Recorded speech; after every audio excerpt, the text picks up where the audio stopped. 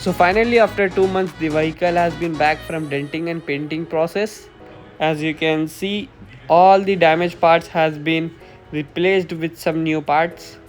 The front windshield area, both the pillars, and this complete section.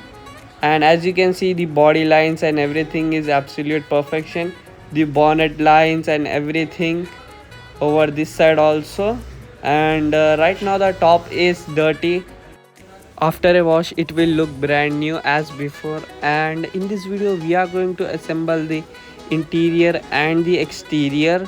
So right now it's too late, we are going to start the process in the morning. So catch you guys tomorrow morning.